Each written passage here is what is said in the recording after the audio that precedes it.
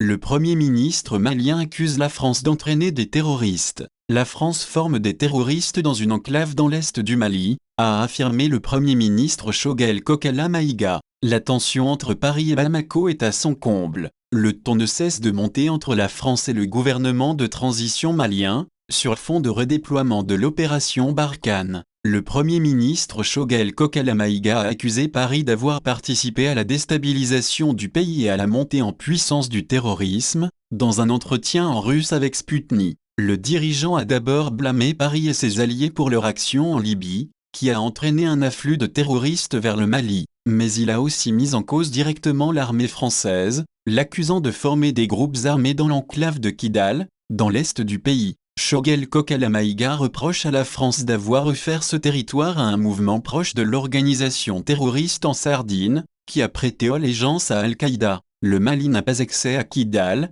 c'est une enclave contrôlée par la France. Il y a des groupes armés entraînés par des officiers français. Nous avons des preuves. Nous ne comprenons pas cette situation et ne voulons pas la tolérer, a déclaré le Premier ministre de transition à Sputnik. Le responsable a ajouté que la France interdisait à l'armée malienne d'approcher de cette enclave de Kidal. Tension diplomatique. Ces déclarations interviennent alors que les relations entre les deux pays sont au plus bas. Début juin, la France avait annoncé suspendre ses actions militaires au Sahel, après la prise du pouvoir par le colonel Goïta. Paris compte plus largement mettre un point final à l'opération Barkhane, qui dure depuis désormais 7 ans. Un retrait militaire que ne digèrent pas les autorités maliennes, qui voient une forme de renoncement. Début octobre, Choguel Kokalla Maïga avait déjà fustigé un abandon en plein vol, à la tribune de l'ONU. Le Premier ministre avait regretté une décision unilatérale, prise sans concertation avec le gouvernement malien et les Nations Unies.